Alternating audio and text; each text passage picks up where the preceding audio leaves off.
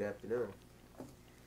We are here. It's Thursday, February 28th, 2013, as part of the Case Western Reserve Social Justice Institute Oral Life Narrative. We are here with Jacqueline Goodrum and the Voicing in Action Project.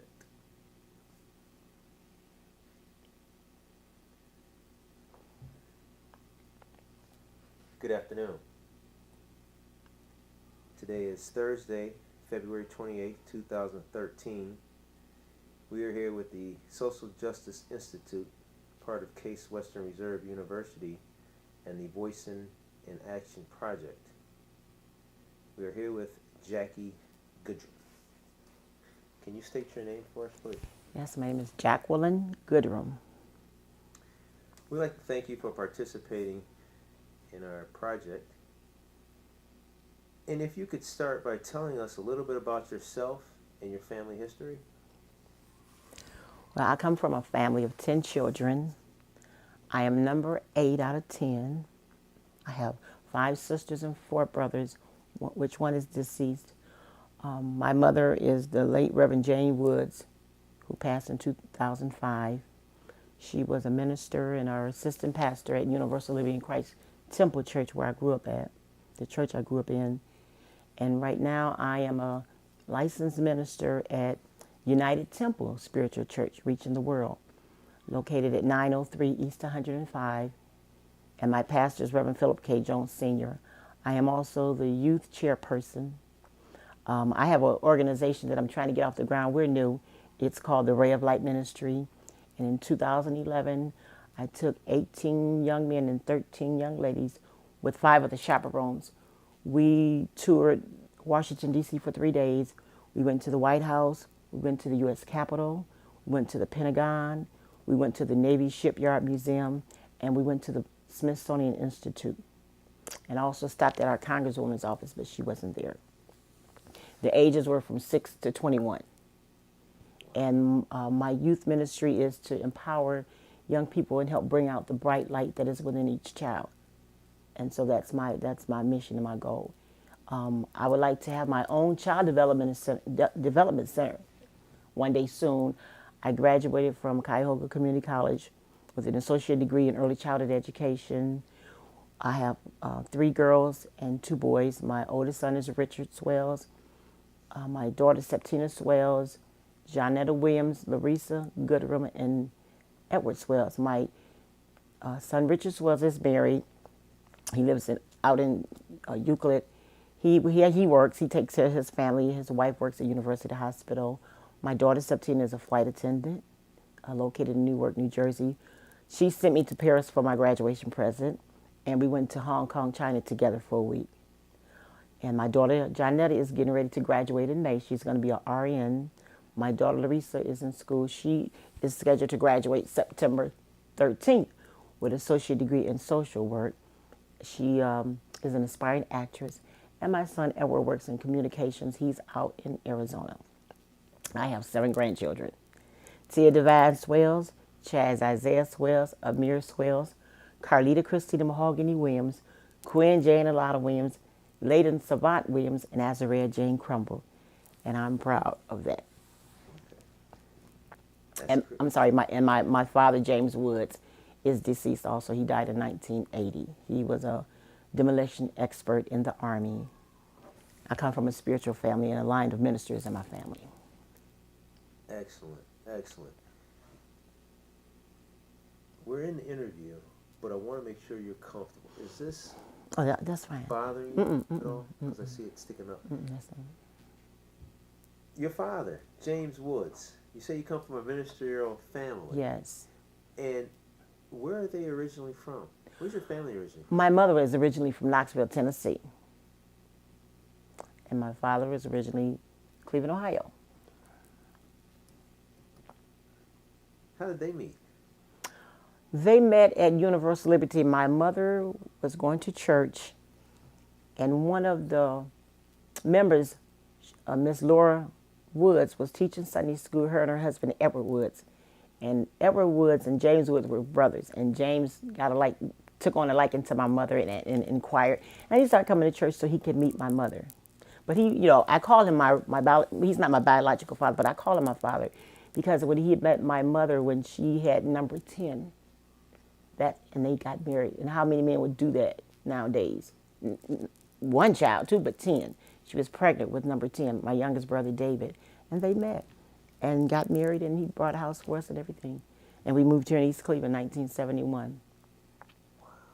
Yes. Picture of a man. Yes, yes. Awesome. He was a well-dresser. He believed in being right, and he protected all of us.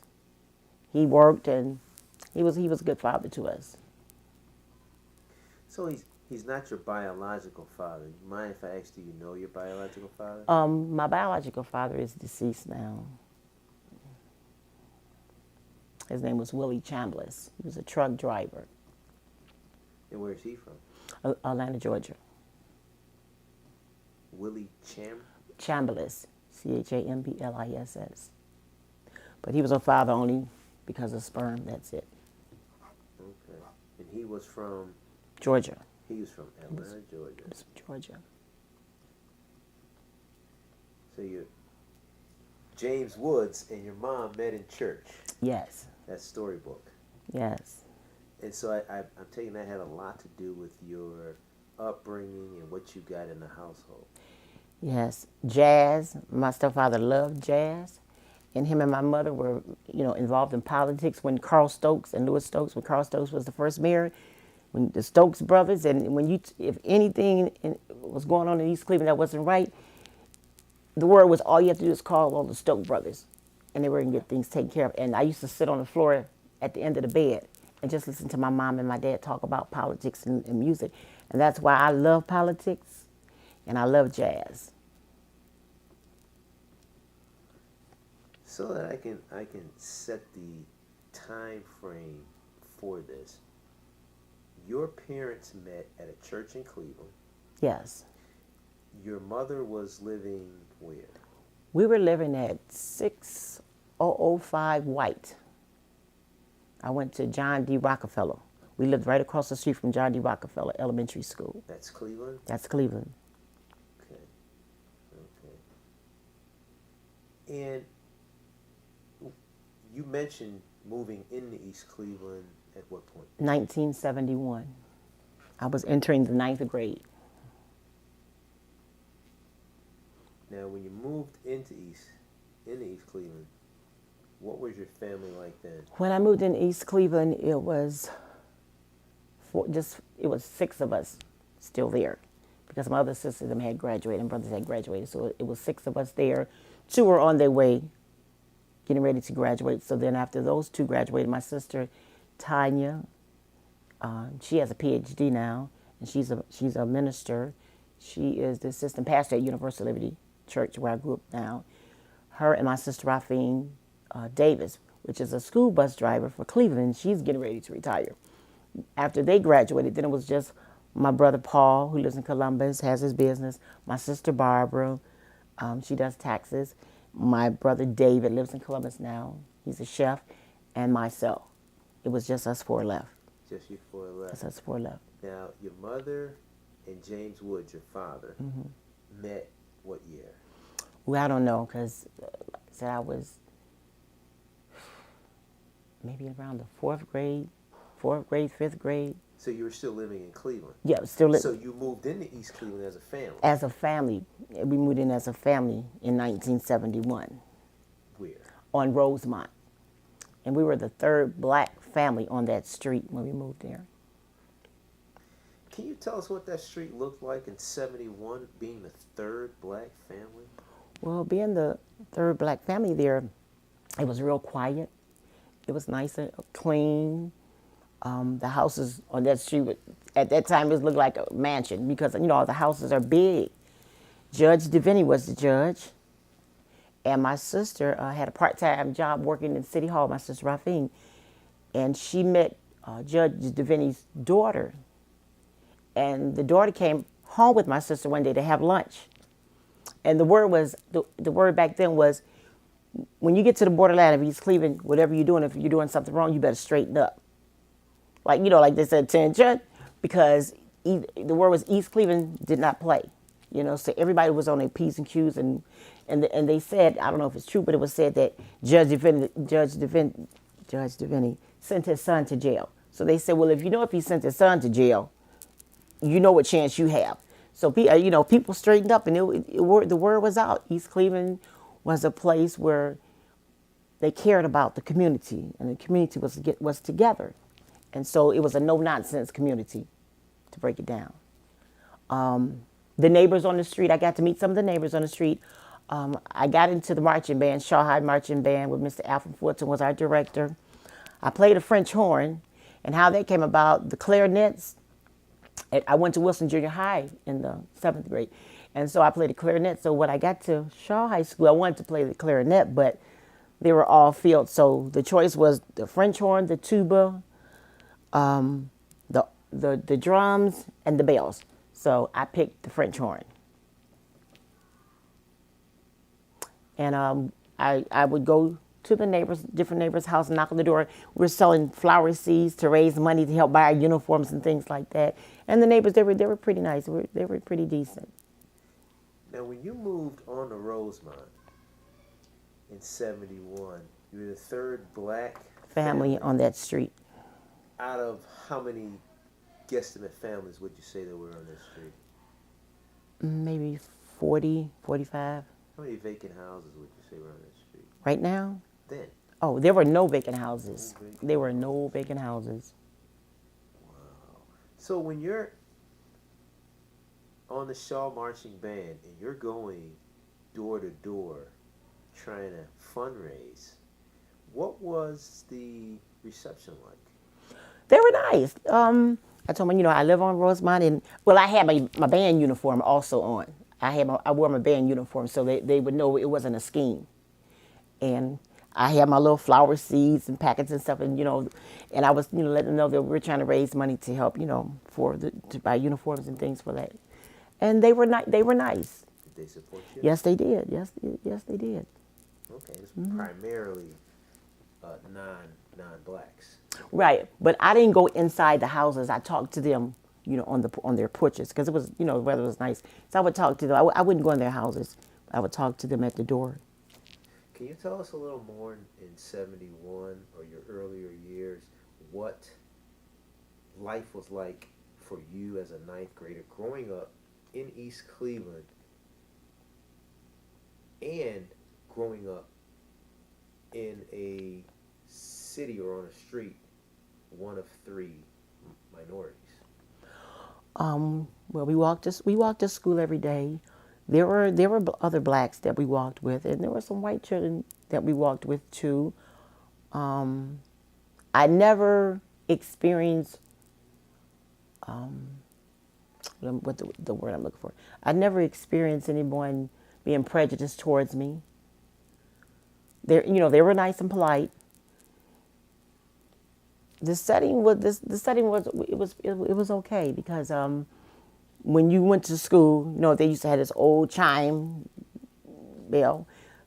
School at that time it was big. There was the Corb Lounge, and Mrs. Purnell was in charge of that. Miss Purnell in the 9th grade, I became a manager. She came to my house and talked to my parents. I was a manager at Corb Lounge when they had the canteen dances, and so on the weekends I could go to Corb Lounge, and she would bring me home by 11:30, and I would sell soda and chips and things like that.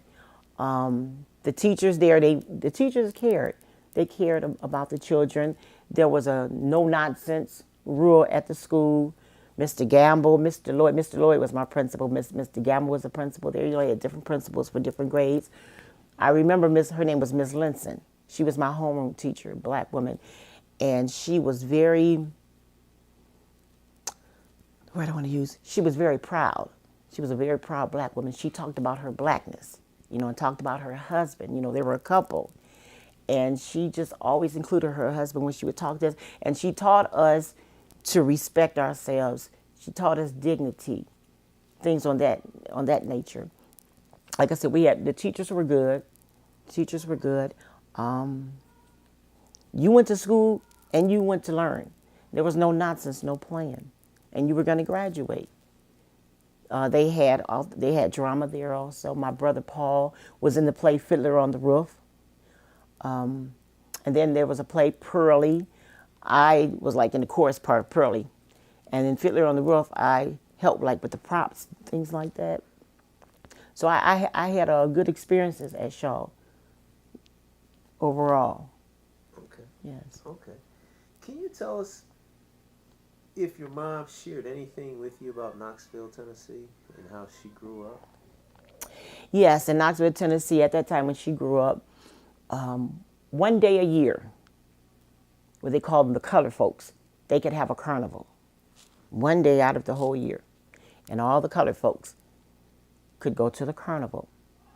My grandmother, Bertha Irene Lane, she graduated in 1911. I have her high school diploma. I have her high school commencement program. And she spoke Latin fluent. She was the valedictorian. And my grandmother, she never bowed her head down. She taught us to hold your head up, walk straight up, look people straight in the face, give them a firm handshake when you shake their hand.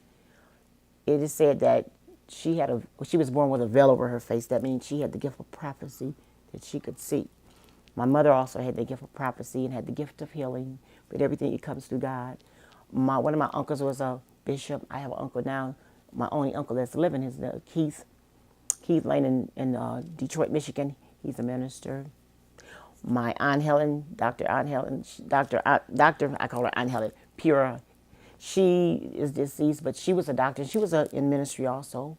My uncle Ambrose Lane. If you look up Ambrose Lane Sr. on the internet, you're going to find a lot of stuff. He's very, very in politics, very heavy in politics.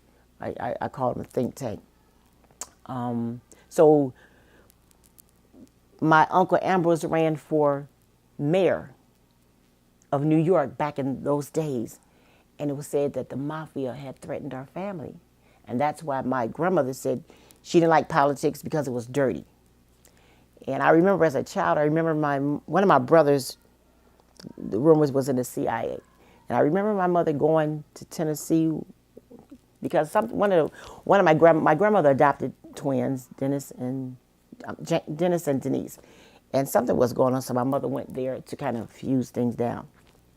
I never got to go to Tennessee to see my grandmother because 10 of us. So my mother took the youngest and my younger sister. But then when my grandmother, as she got older, she became kind of sick. My grandmother came to East Cleveland, Ohio, and I got a chance to talk with her. And that's what I say, I bonded with her spiritually. What brought your mom to Cleveland? My mother didn't like the way down south was, because it was racist, prejudice. And she wanted a better life for herself, and she wanted a better life for her children. And I thank God that my mother did come up north. I do. When I say my prayers every morning after I pray to God and for everyone, I tell God, I say, thank you for letting me come from the seed of Maddie Jane Lane, who you ordained as Reverend Jane Woods. And I say, Mom, I bless your spirit. And then I bless all my ancestors and everybody, Jesus Christ, everybody.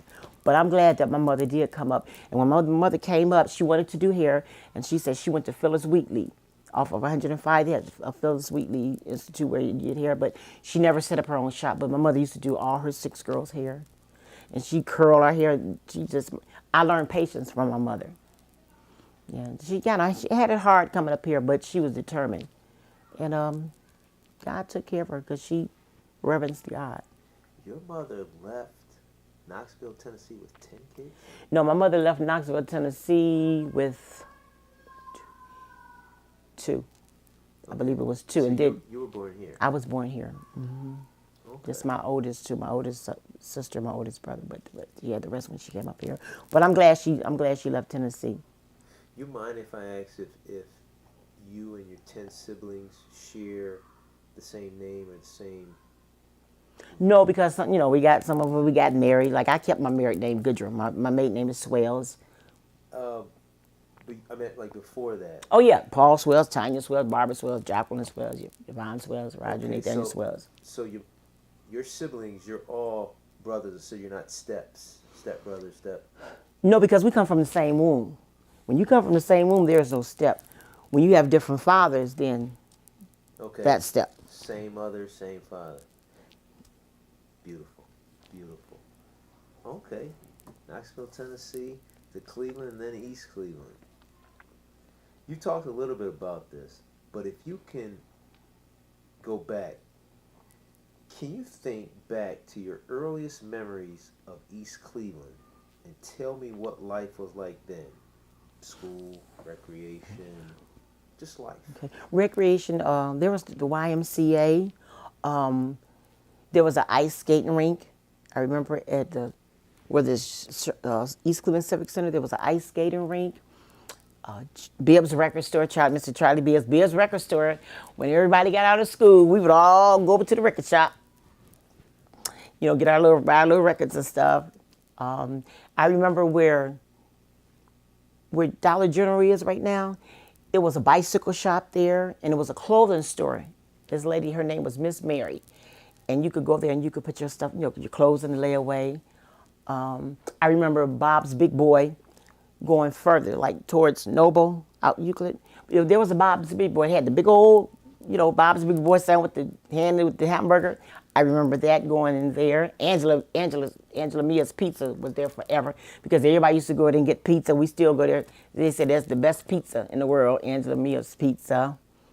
And where Walgreens is at, back there used to be a bowling alley. And we used to go and bowl. And then where the library is, I believe, there was a movie theater. I can't remember the name of the movie theater. But there was a movie theater there also. Hayden Show. On Euclid. On Euclid. It was a movie theater. We used to go to the movies. It sure was. It was a movie theater there. Wow. Yeah. Wow. And walking, driving? Walking. You could walk. Yeah.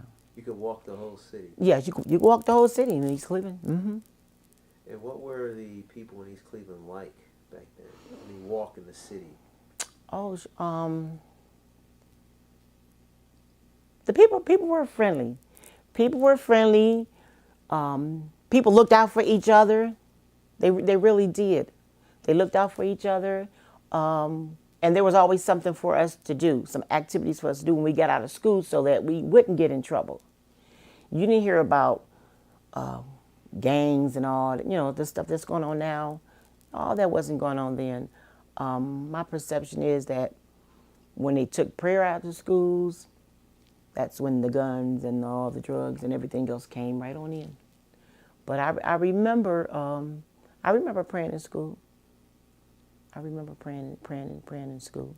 Okay. Yeah. Okay. Praying in school. Mm-hmm. And your mom in Knoxville, Tennessee, is your family there? Is that where the religion part got into your family? Yes, in Knoxville, Tennessee. Another thing, growing up, you say the family that prays together stays together. We were not allowed to walk out of that door to go to school until we all had prayer.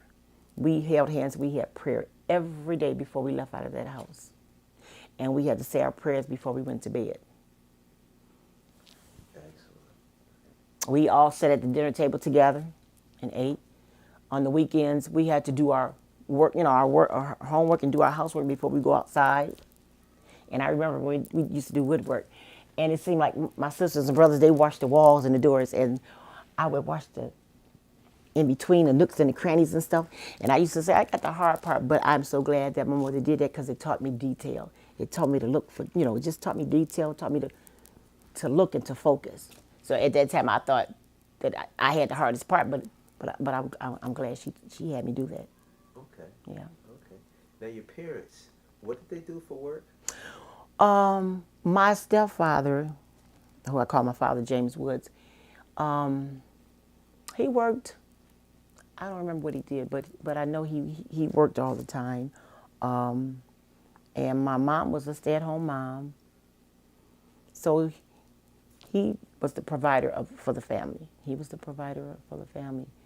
I remember one time I was in the 5th grade, and my mom, we were waiting for our father to come home so they could go shopping because it was near Christmas time. And it was 8 of us was at home then. And so the doorbell rang. My father just came in and my mother wrote a list down. And the doorbell rang, and it was a white man, had a clipboard. and they said my mother's name had been pulled in the county's giveaway, and it was a huge truck. Brought in bikes, all kind of Christmas toys and stuff, everything, food, everything. Yeah, and I was like, wow. It said, girls such an age, boys such an age, like that. Yeah, and we had all this stuff. I mean, everything. So I said, our Christmas was saved because it was kind of uncertain back then. But we didn't grow up. They didn't teach us Santa Claus was a white man coming down the chimney. We knew that our parents bought our Christmas stuff. Yeah, they didn't. My stepfather, he was kind of militant, so, and he used to always say he was from the Zulu tribe. Yeah, and so yeah. Did you mention earlier that he was from the Army? Yes, he was a demolition expert. Demolition expert, and he worked he was in the Army. He was in the Army. He fought. Okay. Do you know That part I don't know. what branch? Or? No, but he used to just tell us stories about the MPs and things they would do, and just tell us. Sometimes we would, are you making that stuff up? But he. Fascinating. Fascinating. While we're remembering back, can you think of like some of your fondest memories in East Cleveland? Being in the marching band, because every time the football games we would play, my mother and my stepfather, they would come most of the time. They would come, and Mr. Alvin Fulton. If you was late for practice, I was late one time for practice, and I had to run around the field with my instrument. 5 taps. I was never late anymore. That was one of his rules. Miss Ruth Ritchie was our music teacher. And, so we got to sing a lot. And then one time they had a fashion show. I was flat. I was flat everywhere. So, but they put me into the fashion show. And that was nice. Miss Purnell, like I said, Miss Purnell. At Shaw High School, I had some good memories at Shaw High School. There was a few little things going on, but most of that, the teachers really, really taught, and they were there to teach you and to help you. And they pushed you. They didn't just let you slide by. I mean, they pushed you. They pushed you, to get your education, to make something of yourself. I had a couple of friends that I got a chance to go over their house, and they would come over my house. I never hung around a lot of people. I've always kind of close to myself, but I had a few associates that we hung together, at times. But you were going to go to school. You wasn't cutting. You wasn't going to cut no class. And I will always sit up in the front. Always sit up in the front of the class because I wanted to learn. I wanted to get out, soak in everything I could. But I do have good memories of Shaw High School, like I said. And then they would have rallies. They would have the rally, pep rallies and everything. And it was nice. Was education something that was pushed really hard in your house? Yes, my mother used to tell us, if you don't go to college, at least I want you to graduate from high school. My mother only got a chance to go to college for a year because her father worked in the coal mine. My sister, Tanya, I think she was 32, 34, something like that. When she got her PhD, she went straight through. And I remember her saying that there were times when she would write. One time my mother sent her $5. That was all, So the place doesn't make you. It doesn't matter where you are, what environment. It's your determination. It's your determination. My brother Paul went to college for a while. But my sister Tanya, she's the one who has the PhD. She went straight through. Excellent. Yeah, but education was really important. Okay. Thinking about the band, were you part of the band? I understand they went overseas. No, I wasn't in that part when they went overseas. I came in after that. But Shaw had the best band in the land, and they had Battle of the Bands. I was in one of those, and I remember one summer we marched. It was a parade, and we marched from Shaw, went down to the Lewis Stokes Rapid Center, and we went over to Hayden and came back around, and we did the Shaw Band, the Shaw Band. I even have a picture in that. And then the majorettes, the cheerleaders, the highlighters. It was, but you had to keep your grades up, and you had to be of good report in order, to stay there. So you wasn't gonna be cutting up and acting up and disrespecting it. It was about you. You couldn't disrespect, your elders, in order to be involved in those different things. Wow, that's nice. In what ways has the city changed over time, and what do you think contributed to those changes? Well, there were a lot of businesses in East Cleveland also as well, and so when a lot of the businesses left, that brought down property values. And then as the people started, the older people start moving out, that brought down property value also. Because look at it now, it's about six abandoned houses on just about every street you look at, and the reputation now is that East Cleveland is a hole in the wall. Nobody wants to go there, but I differ because we're sitting on prime land. We're on prime land, and we just need to come together as a community to bring it back up, and I believe we can do that. Why do you think East Cleveland is prime land? Because where we at, you can get to the airport. You have Case Western Reserve. You have University Hospital. You have, within maybe in 20, 25-minute drive, you have, what is it? Well, the place that they have 100 for children who have disabilities, mental retardation. Just you have, and now they just the bookstore right up there. They had coffee shops, and it's just a center place. You can get downtown. It doesn't take you long to get downtown. You go east, west, north, to south, and you have just different things out Euclid. So it's in a prime area where you can go different ways and get to a lot of. It has a lot to offer. It has a lot to offer. Okay. And so, like I said, it's sitting on a prime piece of land from the geographical area point of view. Okay.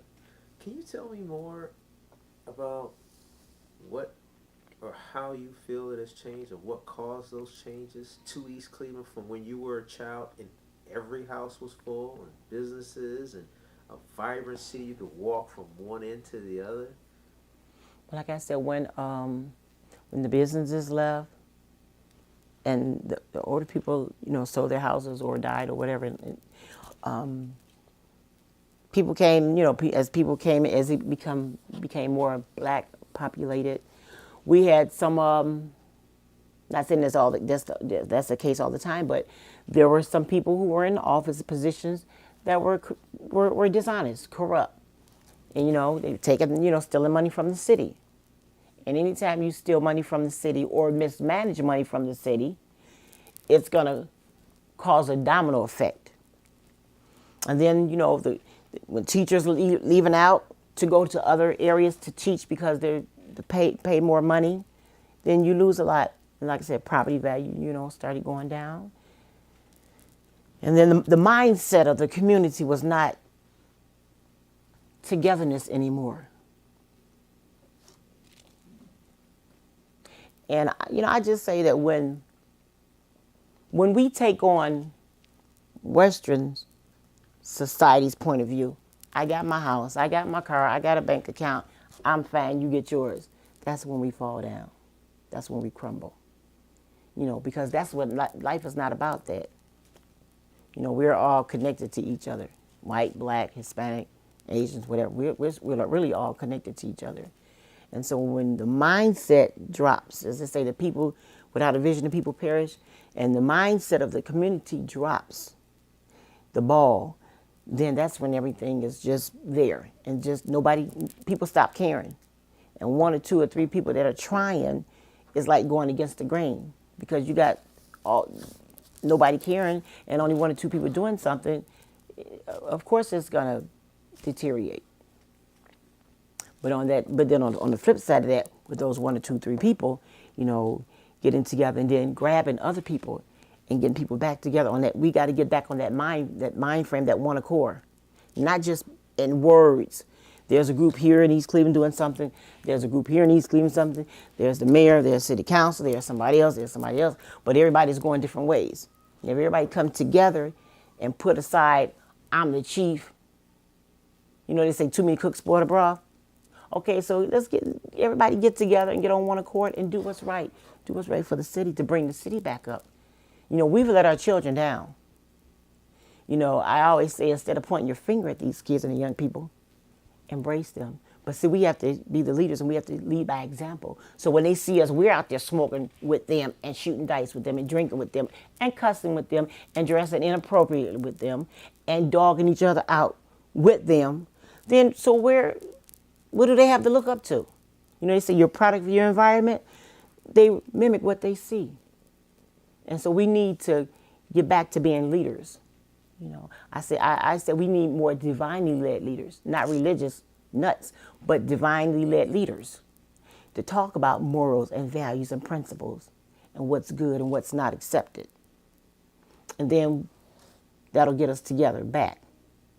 Because if Martin, like they say, well, what would Martin Luther King say if he was here? He would shake his head and say, I don't believe this. Not just him, but all our ancestors. I don't believe this. If this is what we fought for you to do this? No. Can you give me more on what you think happened from what he was marching to where we are now? Well, like I said, one thing happened, the mind frame, the mindset changed. When we didn't have a lot, and we struggled and we persevered and we wanted better for our children, better for ourselves, and we worked.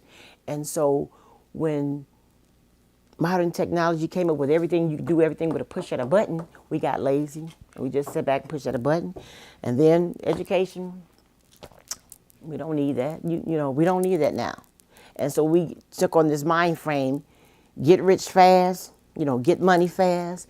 Like I said, get your material possessions fast. And so I have mine and now you get yours. And we stop holding hands, locking hands in hands, fighting together for everybody to have, you know, the same equal time. And we stop that because now I have mine and now I'm sorry, you got to get yours. You know, and that's even in the household, in the houses, you know, and it wasn't like that with the black race. God was number one and education was number two. Those were the main two things that kept us together. And those are the two things now, it's like on the back burner. You know, when I hear parents say, well, he wouldn't get up or she overslept. What do you mean he wouldn't get up, she overslept? You're the parent. Who's the parent? You know, you playing all this loud music, you cussing at your children, and then they're going to school cussing the teacher out. Then you go to school and cuss the teacher out. Where did it come from? You know, so we have to be reprogrammed again. You know, parents being friends. I'm not your friend. I remember when teachers would come to your house. Teachers would come to your house and visit you on a surprise. And sometimes they come have dinner with you. I remember that happening. Like I said, the community, it takes a village to raise a child. The teachers would come into the houses. The community had things to offer the children. I'm talking about in East Cleveland when I was coming up. There was always something going on. And if you did something, somebody was going to tell. And they would tell you, they would make you straighten up. But now, you know, we so scared now, we don't want to get involved. We don't say nothing, and we just turn our head until it happens to somebody, to one of us. Then we want the whole world to help us.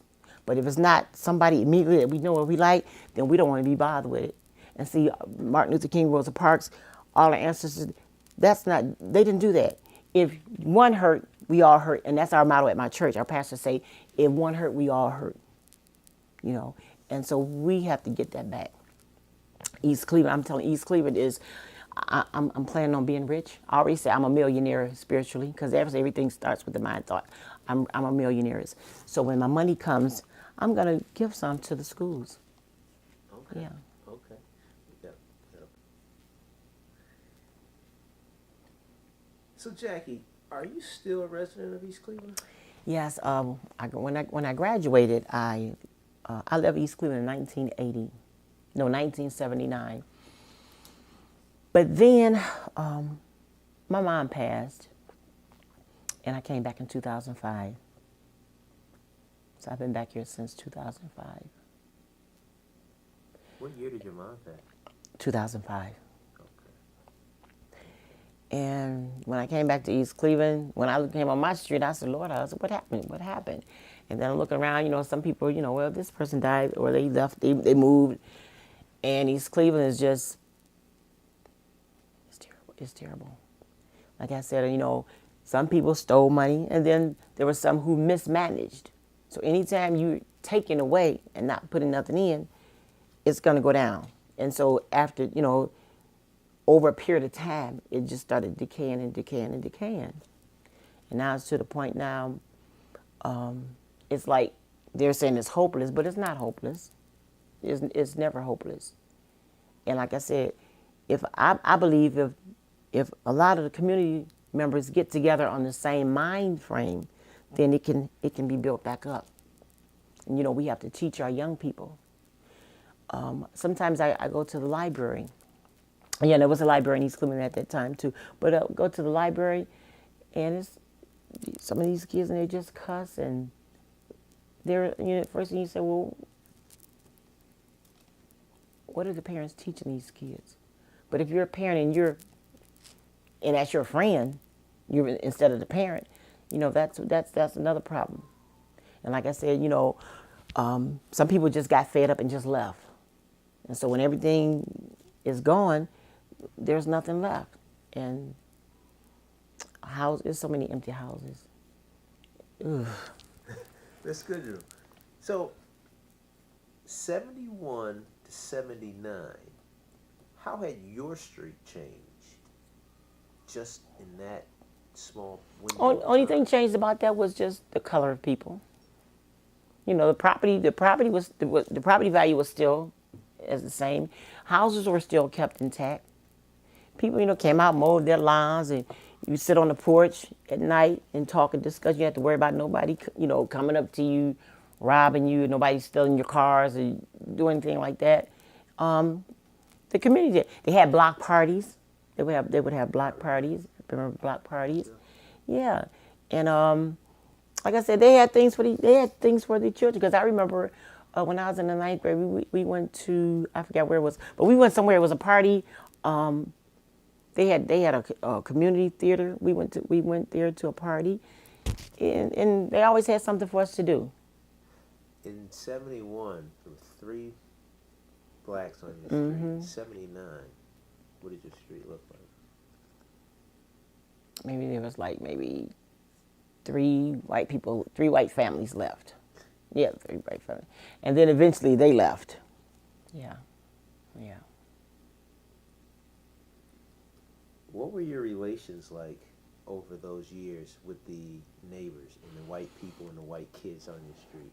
Well, I remember, because I live closer to Terrace, and I remember going up Terrace about the 3rd house. There was a family there. They had a couple of white kids, and we would walk to school a couple of times. Sometimes we walked to school with them. I remember a girl, her name was Crystal. I can't remember her last name. And we had lockers next to each other. Like I said, I didn't experience racism or prejudice. They were nice. That was the one family I would go over their house sometime, But it wasn't like, oh, the black person, let me close my door and put down the shades, You didn't get that because it was mostly older people on the street. So what did the band look like? Was the band any white people on the band? I'm trying to remember. There may have been maybe 3, 4 at the most at that time, but it was mostly black. And what was the relationship like with the white people on the band? There was not just between you, but with other bands. Right. Well, I don't remember any racial tension or anything, and I remember sometimes we would play Brush High School or Normandy High School, but there was never no rivalry like now. If you lose the game and people are fighting, it wasn't that. I remember going up to Cleveland Heights High School also. We played Cleveland Heights, and I remember going up there, and we played, and everybody they clapped for us and everything. So it wasn't like it is now. Okay. Yeah. So, Jacqueline, tell us about '79 and why you left East Cleveland. Why you left this area? What did you do? Well, you start having children, and you want to branch out and be on your own. I'm trying to see where maybe move on I don't know why I moved on the other side of town, but I moved on the other side of town over Harvard area. I guess I just wanted to, I guess you say sow your oats or whatever, I branch out. And so I moved on the other side of town. And then when I had my children, they went to Cleveland Public Schools. So you were still pretty much in the greater Cleveland area, just not in East Cleveland. Right, just not East Cleveland. Had you kept an eye on East Cleveland over that time period?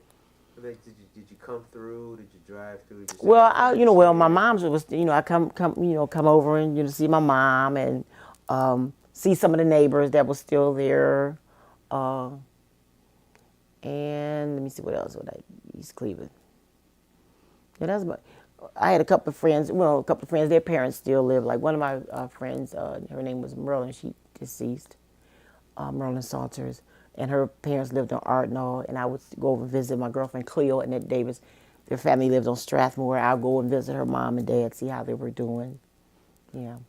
So you could see the city kind of deteriorating that time period. Yeah. And you listed a number of beautiful reasons why.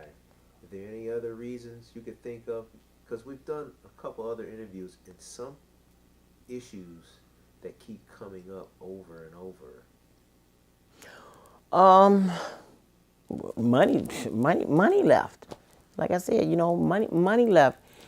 And when there's no money, and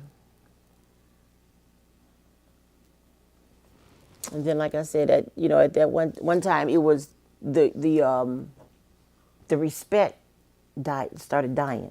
Because like I said, at that time the word was out, when you get to the borderline in East Cleveland, you better straighten up, because they're not playing. You're not coming in here acting a fool, causing a disturbance. So their laws were kind of strict.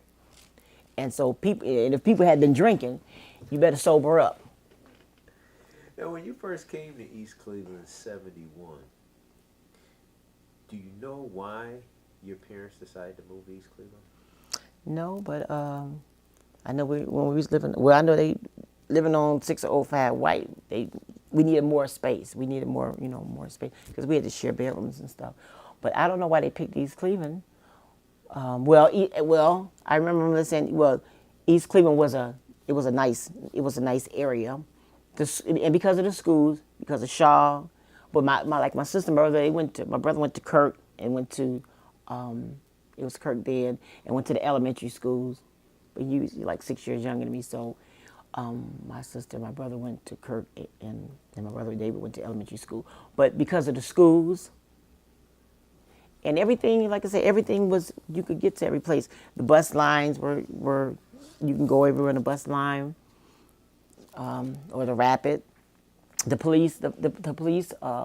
You could if you had to call the police, they would come. If you had to call the fire department or the EMS, they would come. People responded. So it was, and then the environment was a clean environment. It was a decent environment, what they call, considered decent and quiet. And like I said, it was a no nonsense. If you were respectful and acted accordingly, you wouldn't have to worry about anything. But if you get out of line, then of course, yeah. Like I said, I can truly say that I didn't experience racism. It may have been there, but I didn't personally. I didn't experience that. I just believe it's how you carry yourself and what you demand when your presence, because a place don't make you. You make the place. So when you demand respect, when you walk in dignity and authority, then I don't care where you go, you will be respected. Because I have been in some places, situations where there was, but I had to put that on, and to diffuse that. I like the way you put it. And a number of people have referred to East Cleveland during your time period as a walking city, as being attractive because it was a walking city. You could walk and get everything you need: food, entertainment, Yeah, the schooling. grocery store. I wanted to go back and throw something out and get your response to it, because out of all the things that you've mentioned as to the decline of the city, most have mentioned homeowners and drugs. Now, when you first moved into East Cleveland, were you buying or renting? We were buying. Okay, now do you know people on your street or people throughout the city if it was owners or renters? Um, the ones, the people that I associated with, they were homeowners. After we moved in, then other blacks came in and they were homeowners, and then some left because they couldn't, they couldn't afford, to keep up. So that was some of the reason why they moved out too. But they were mostly homeowners. I'm sure there were some renters, but the ones that I associated myself with, I know that their parents, they were homeowners. Okay. Yeah, they were homeowners. And right down on the street of Rosemont, there was a side by side. It was like huge at the time, it was like a mansion.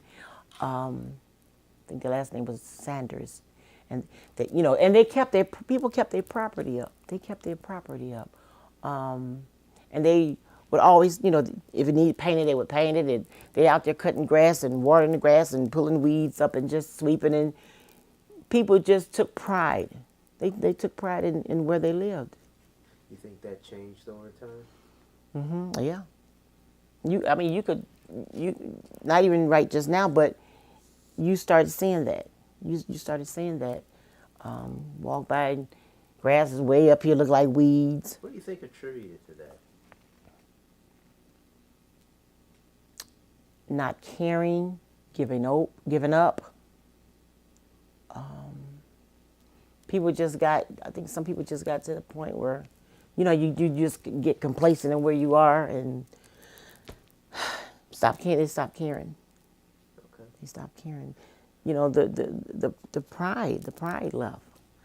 Another big thing that's mentioned in the decline of East Cleveland is drugs. Can you tell us a little bit about drugs and your feelings? Well, I can't speak as far as that time period because I wasn't around like that. But I hate drugs with a passion, because drugs kill and destroy your membranes, and it trickles down.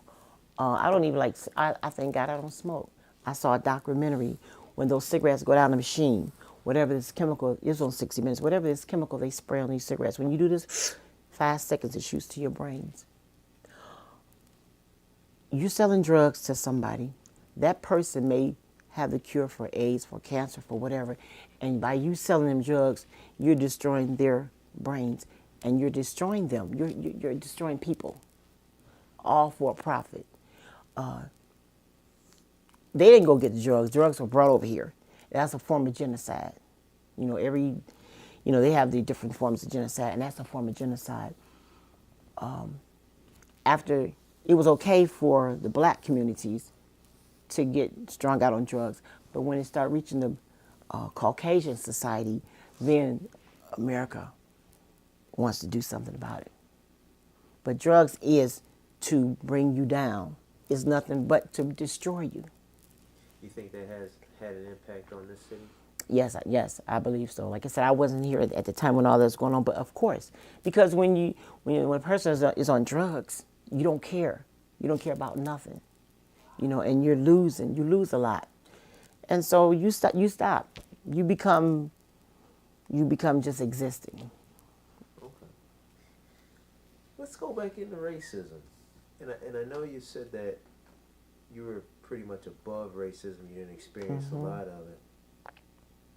But I want you to think about it again in these two forms. How has race and racism impacted you personally, and how has it impacted the city of East Cleveland? Well, how has race impacted me personally?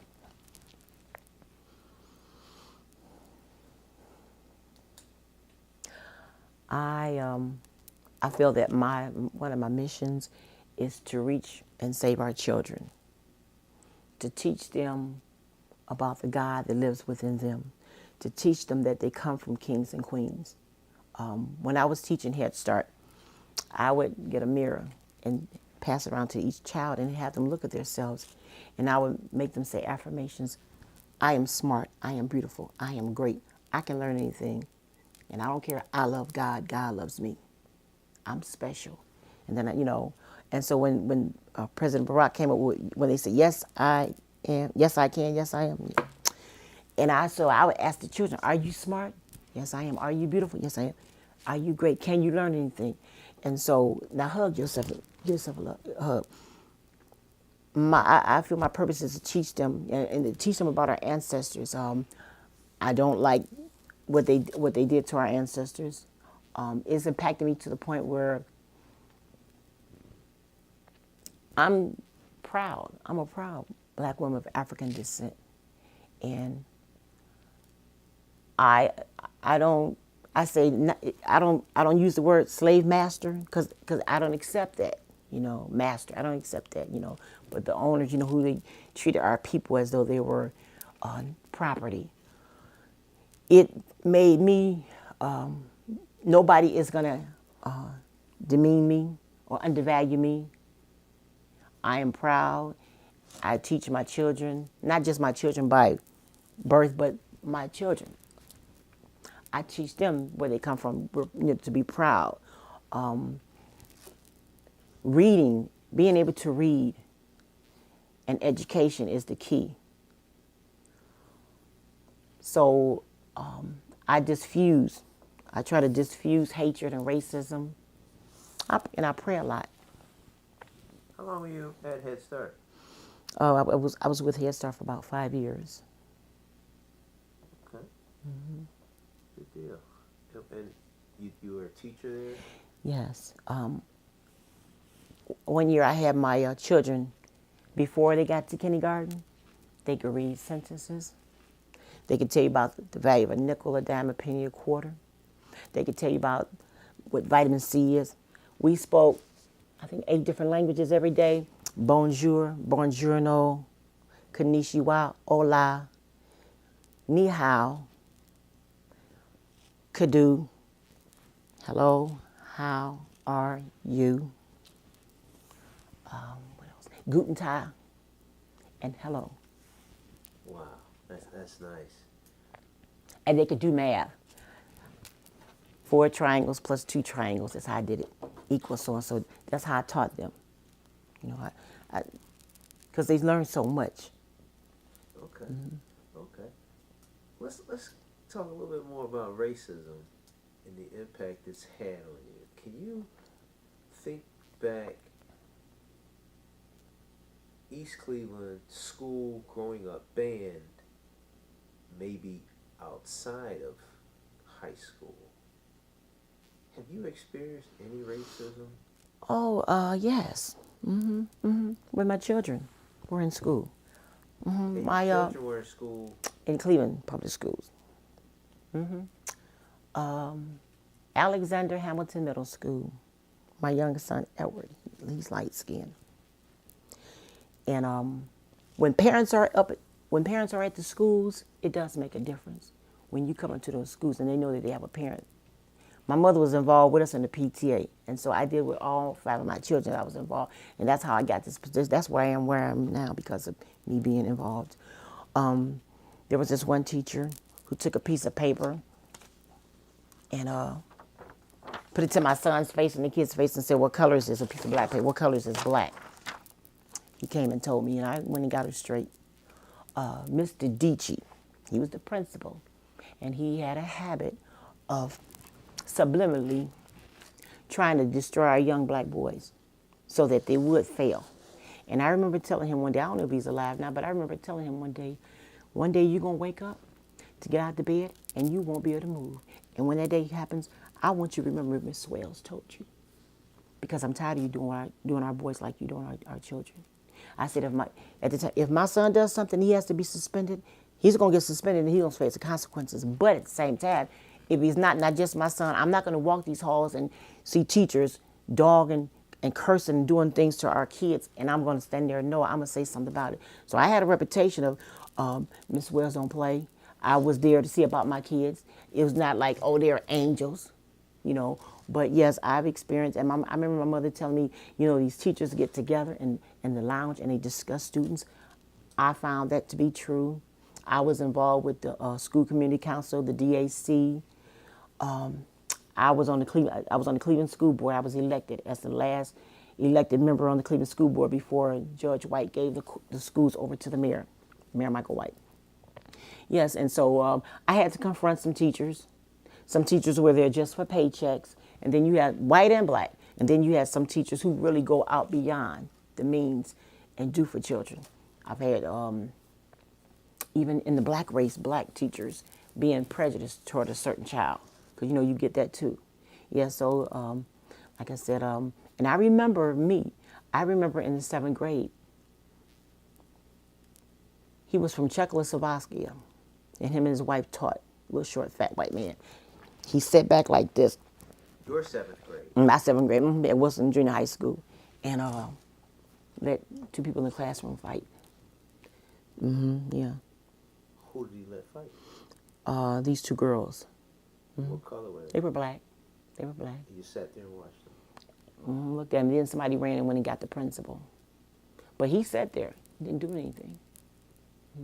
And so, yeah, I've experienced that. And I don't hate white people, but I have a disdain for those who enslaved my ancestors and those who mistreated our people, you know. And growing up, you mentioned earlier that racism was around you, and it almost sounded like you said you were above racism.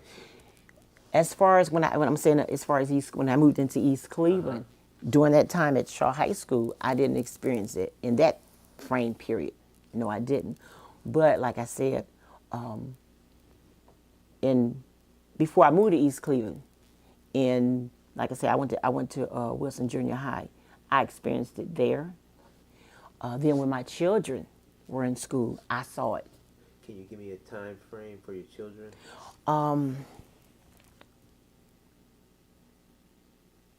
It was born in the 90s. In the 90s? It was in the 90s. Okay. 90, 93, 94, 95. Yeah. Okay. Yeah. And then I remember going up to the school one day, and I remember my son, Richard, my oldest son, he went to the School of Science. And I remember, but before that, I remember telling him and my son Edward, I remember telling him in front of my son Edward, I remember telling him in front of the principal, Mr. Dici. I told him, I said, because my son was so mad, he wanted to cry. I said, don't you cry, don't you ever let another man make you cry. And I told him, I said, you know what? If you feel that he's prejudiced and trying to undermine, I said, don't have verbal with him. I said, you know, you come talk to me, and I'll deal with him. And then I'll talk to God. You know, because I always talk about God. My daughter Septina, she's an airline stewardess. She was in the School of Arts. One day, my son Richard, she had sinus allergies, and so he had opened up the window and put the fan in, so she's all congested. So she said she's in class. She done fell asleep because she took some medicine, and the teacher, white teacher, took 2 erasers, stood over my daughter, and did like that over her. My daughter came and told me. I said, okay, I'm coming up there. Like I said, I was there. I go in the classroom, he's talking, and I came in nice and polite. My name is Mrs. Swells, I'm Septina's mom. And I was explaining, and I took 2 erasers, and I did him the same way. I said, now tell me how you like it now. I told my daughter, come on, Septina. And we went down to the office. You know, so this is over, but the vice principal at the time, she said, Miss Wells, she said, I was so mad, but there was nothing I could do. All the secretaries, when I came out, and we had a meeting, And I told him, I said, you are no better than my daughter, me, and nobody else. So, you know, I had a reputation. I don't take no mess. You know, I tell people, you know, I'm a female warrior. Now, I'm nice and polite and kind, but don't step on my shoes. Don't mess with my children, not just my children, but I'm talking about children, period. Don't mess with our babies, you know? Yeah, and so, and then the music, the theater teacher, he called my son yellow something one day, you know, and I had to come up there and get him straight. And then I had to go up to the School of Arts another time and get another teacher straight. When I talked to him, he was just shaking, you know, and I was quick to say, don't let me get the brothers on you. Because I couldn't, I didn't like that. Yeah, you know, and like I said, I've seen blacks and whites, you know. I've seen that racism and that prejudice, and I hate it. I hate it. I don't like it. Okay. And it's still, I mean, oh gosh, it's just terrible. And I know you talked about your mother leaving Knoxville and some of the issues they had down there. With a family as big as yours, did anyone in your family have any type of racial problems here in East Cleveland? My brother, well, no, that wasn't in East Cleveland. Mm-mm. But I think my brother was in the. And I know you said your family was big in politics too. Well, my mom and my dad, yeah, they were, and I used to just sit on the floor and just listen to them. And I remember George Forbes on TV, and they were talking about George Forbes and discussing stuff, and you know, and I just listened a lot. And like I said, they were, especially my mother, you know, members of the 11th Congressional District Caucus, and went to meetings and things like that. And I would just hear little tidbits and stuff, but I was fascinated. I was always fascinated. And I used to just sit on the floor by the end of the bed, just listen to them talking. And I don't like it. That's what I say. I love politics, you know, because politics is in everything, you know, and that's where you make changes. And so I said, you know, I wanted to, you know, make changes for children's lives to be better. So when I got on the school board, and I was in this organization called ESOP, Eastside Organizing Project, and we, oh my goodness, it was so many schools, Cleveland, and on the west side as well. It was whites and blacks. And then every year we would go to, it's called NPA, National People's Action, from 38 states, over 300 grassroots. And we learned about asset forfeiture. I sat on the panel for that. I did an education workshop. We learned about housing. I mean, just everything. And just to see the diversity of people. That right there prepared me to speak. Yeah. How do you think racism has impacted East Cleveland? Oh gosh. You know, the higher ups. And we're not gonna give them nothing. You know, let them, you know what they call is the N-word, and worse than that. They, you know, they don't think we're worth anything, and they don't want to give us anything because they want to come and get this property. My belief is they want us to give up to the point where we just all leave and they can just come on in and take it and rebuild it up. Because I was told that somebody already they've seen the blueprints already. Mm-hmm. Another word that's closely tied in when you talk about racism is inequality. Mm-hmm. How has inequality impacted you personally, and how has it impacted the city of East Cleveland?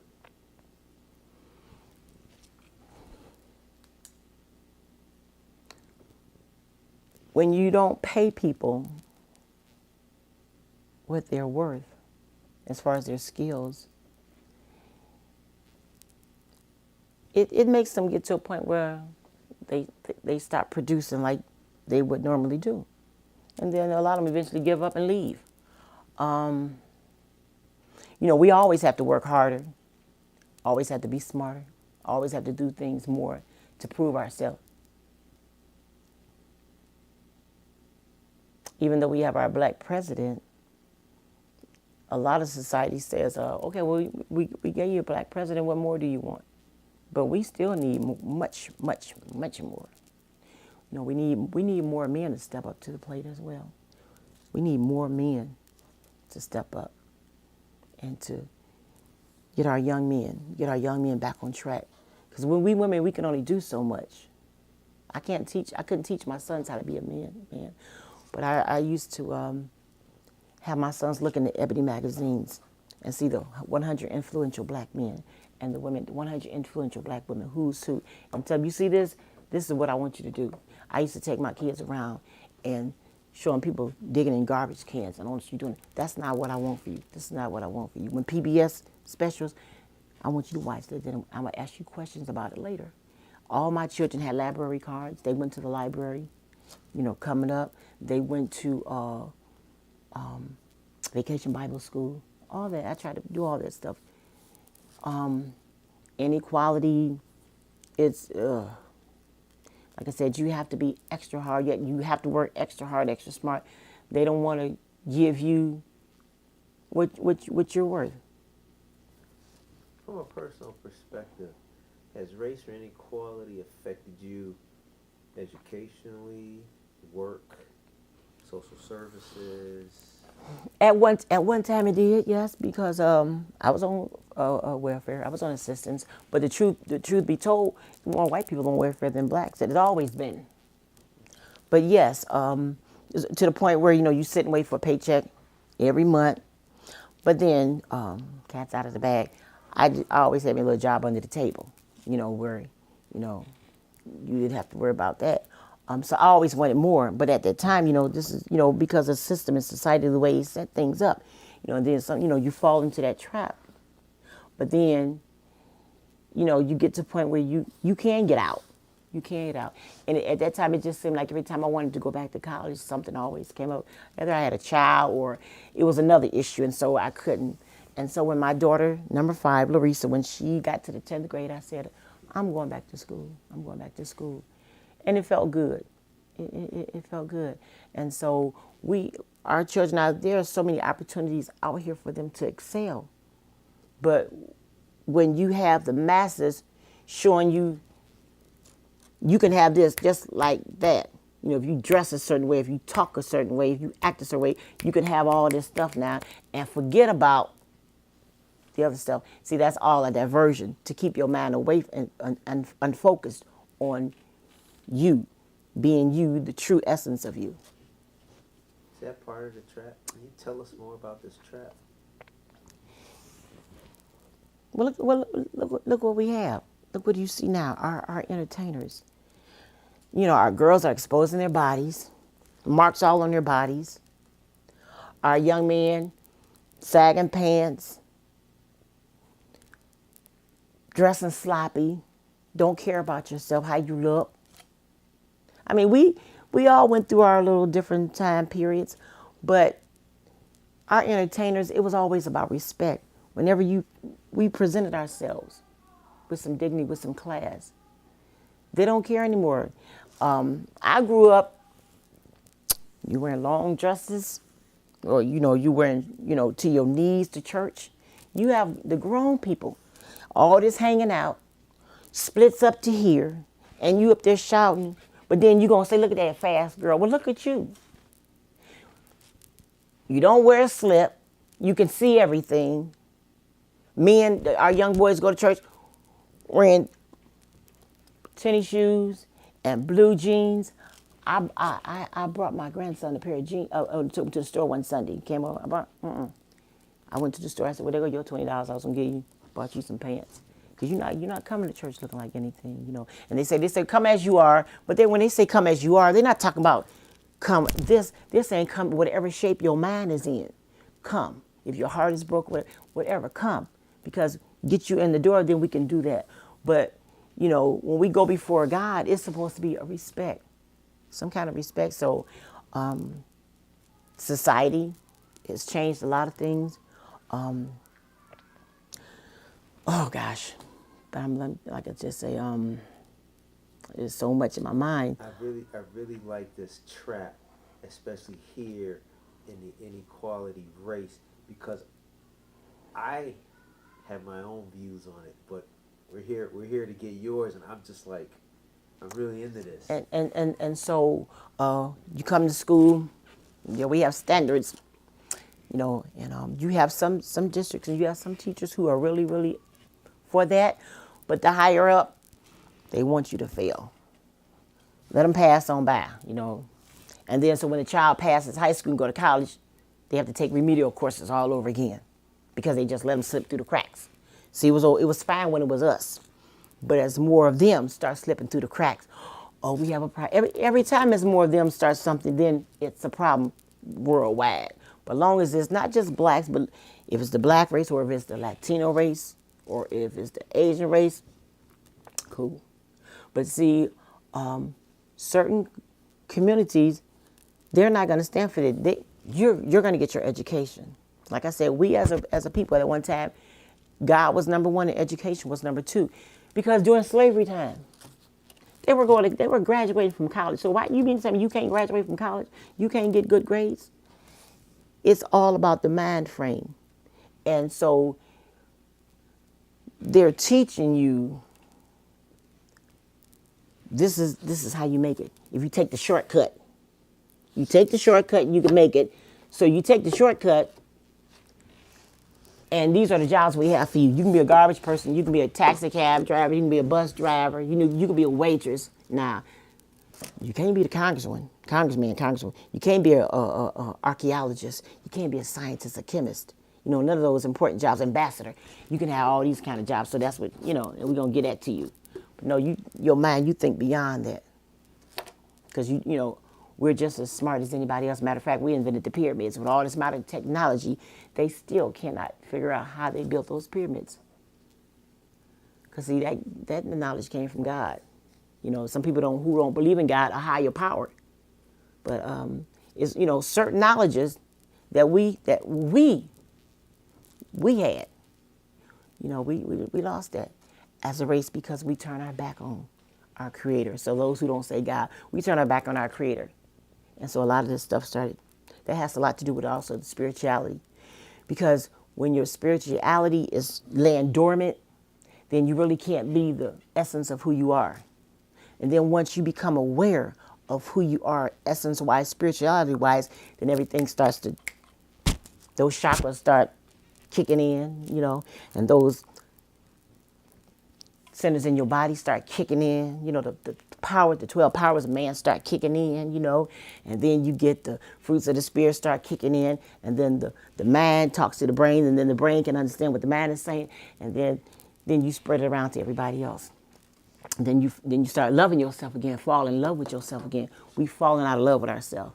And then when you fall in love with yourself again, and you realize and know who you are, who you really are, and then I'm going to help my sister over here, and I'm going to help my brother over here. Because we used to have one foot in the door and the other one on the way, but then we grab somebody's hand and bring them in, and we stopped doing that. And so we have to do that back again. Part of that trap. Mm-hmm. We'll go on another pause.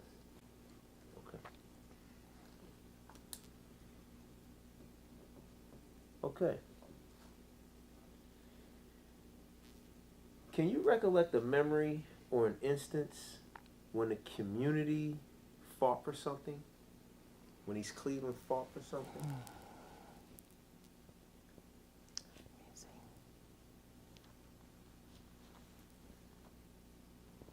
I'm trying to think.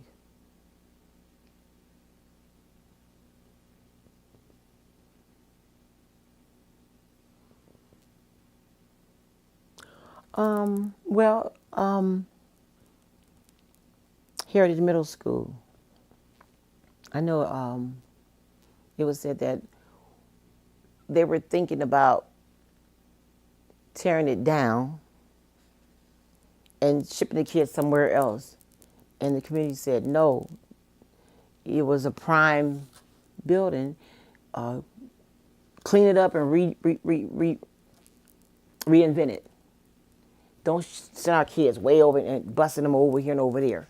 And the community came out against that, and it stayed. What else? That's all I can think of right now. I remember when, as far as politics, they say if you can't do the crime, don't do the time. But people, fought for certain people who were indicted. Mayor Anawa, for example, the community, they really came out to support him. And he really didn't do anything no bigger than the other people did. He was just a black man. And he didn't take a lot. He was just a black man who did it.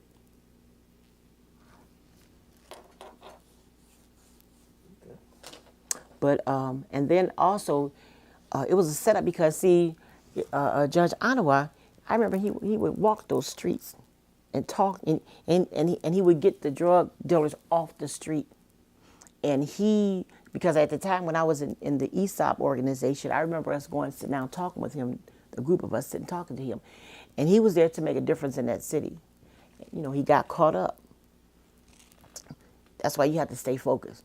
Because the best of us get caught sometimes. The best of us get, we lose our temper, our cool, whatever. So even Jesus lost his temper, So, but you have to stay focused.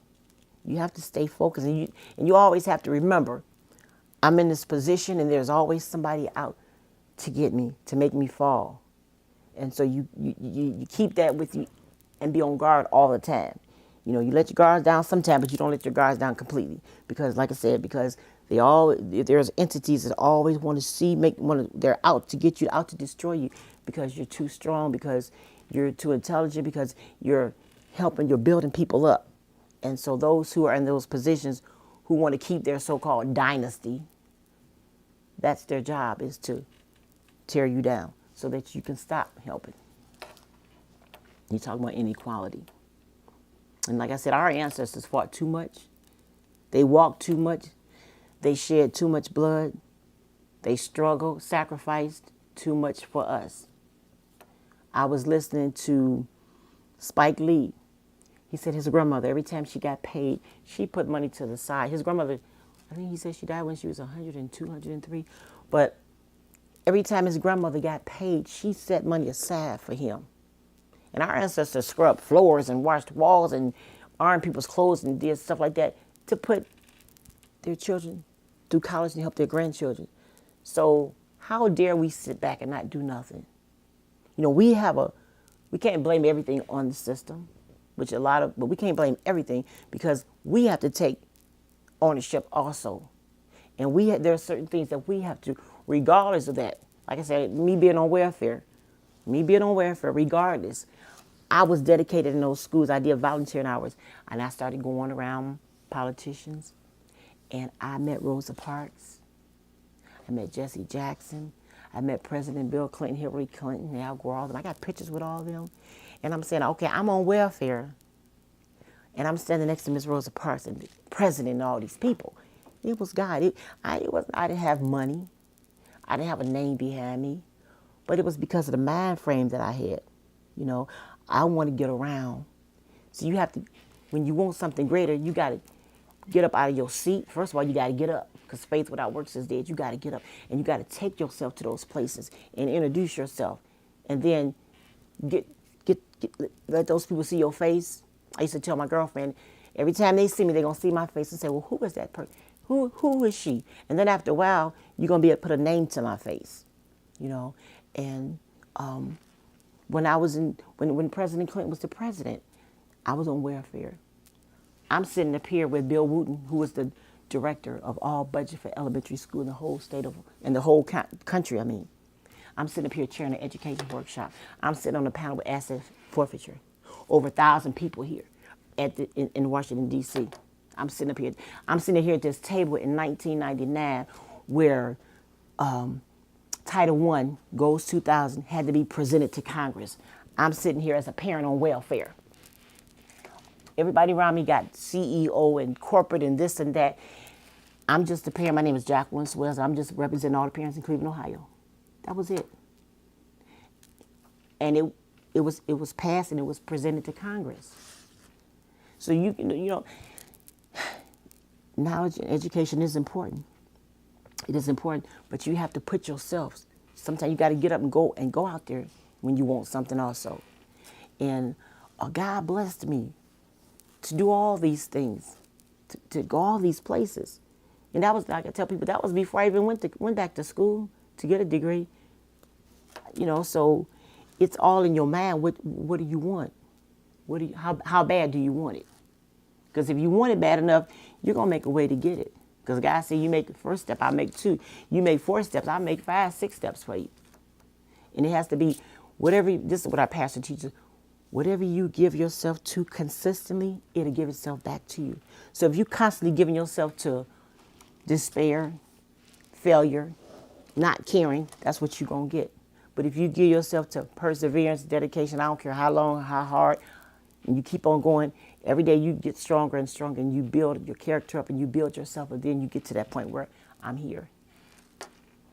Jacqueline, that last segment. Now, I don't know much about the 60s, and I've often heard stories of how 105 and that whole area is a lot of black togetherness. Yeah, and stories. You were mentioning part of it coming out of your mouth of your Martin Luther King. What do you think happened to the black family? Drugs. Then when the system said, okay, we got mom and dad in the household, and you get down on your luck and you need some money. Well, we can't help you, because so and so here. But now, if you here by yourself with these kids or without kids, and the man is out of the house, we can help you. And that was all systematically designed. So that right there started it. The drugs, that helped, and then the liquor, the alcohol too, because every like to say, it's all these churches, and then you see all these liquor stores, corner stores. You go out to the white suburbs and other suburbs, you're not gonna see all that. They're not letting you. You're not coming there selling drugs. You're not coming there selling liquor and stuff. That played a big part in it too. Impacted our community, impacted our families. And then, like I say, with the companies leaving out, people started getting laid off. Couldn't find, and then some people got the mind frame. Oh, I can get an unemployment. I get these unemployment checks. So shoot, I ain't gonna even go try to find no job. I'm gonna ride this unemployment as long as I can. And then when they run out, I better go find a job. But then, okay, we gonna make a law. We gonna give you a little bit more unemployment. Okay, I'm gonna get that unemployment again. Sit back. And so we let it go, and we stopped caring. We lost the love and the respect for ourselves. When Michael Jackson say, look at that man in the mirror. It's all about change. When you change your mind, my sister, I always talk about her, my sister Tanya, coming from a family of 10, when she said my mother sent her $5 one time. She didn't say, oh, you know what, that's all I got? No, that's all my mother had to give her. But she gave it to her. And my sister, I want a better life. Some of us do it early, some of us do it later. But as long as we do it, she went straight through, got her PhD, straight through. I'm like, wow. She went straight through college. Anything else about East Cleveland fighting for something? Well, like I said, I know not only Iowa, but they're trying to fight to get the drugs off the street, to get the drugs out. But when you have the big entities keep pouring it in there, and then you have people with money coming up, let the house run down, let it run down. Then I'm gonna buy it up, and then I'm gonna jack the prices up. And then I'm gonna let you bad, but with the foreclosure problem, I'm gonna let you, sign off for here, and I'm gonna stick it to you. Then you taking out 2 and 3 mortgages. I got you. And then with the hospital being gone, just people losing jobs. All those people lost their jobs. At here Road? Yeah, at Hero Road Hospital. Where did they go? They lost their homes because they no more had those checks to pay the mortgages, to pay the taxes. So a lot of them left. And it's just sad. What is your vision for the future of East Cleveland? I would like to see East Cleveland back up. It may not be exactly the same way, but I would like to see East Cleveland come back up. I would like to see businesses come back in. Owned, not all by white people, but owned by blacks as well. Our schools can be better. Our schools can be much better. You know, and that's a given right there. Any district, you could always do better. I would just like to see the residents stop being afraid to speak out. Oh, I don't like this and that. But when it's come time to stand up, everybody steps back. Nobody wants to get on the front line. Everybody step back. Don't call me. But we so quick to say, you doing this and you doing that. Nah, either you part of the problem or you part of the solution. So if you're going to be part of the problem, then keep your mouth shut. But if you're going to be part of the solution, then come on. And no one person, no one man is an island. So everybody needs to get together on one accord. I would like to see the streets cleaned up better. I would like to see our young people off the street. I would like to see East Cleveland have things to offer our young people so that they can get off the street and can get that hope and determination and that pride. And, you know, once they pick themselves up and fall back in love with themselves, they'll look better, they'll dress better, they'll smell better, they'll talk better. It's all mental. Closely tied to what, and you did a great job with that, but do you see any major issues here in the city of East Cleveland that need addressing in order to better the neighborhood, better the community, better the city? Any major issues? Yes. Disrespect. Where? On both ends. The police, the police, you know, harassing our young men. And then we got our young men who disrespect the police. It goes both ways. Our mayor, it's rude to get up and walk out council meeting. Now, you can't be the pot calling the kettle black when you're on city council and you're talking about this mayor is doing this and doing that. Then you become mayor and you're doing the same thing. City council, the mayor, both ends, they need to come together. And not just in talk, but I mean really. And look at it from, take ego away, take eye at yourself, and put yourself at the table and say, what's in the best interest of this city? How can we get this city back? Not about, because I don't like you and you don't like me.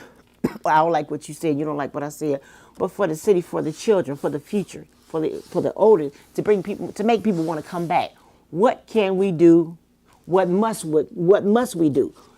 This is what we can do, but this is what we must do. Put those notes together. We got to.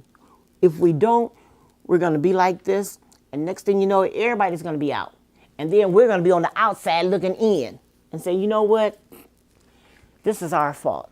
We let this happen because we were too hot-headed and too stubborn to sit down and talk about this and do something about it.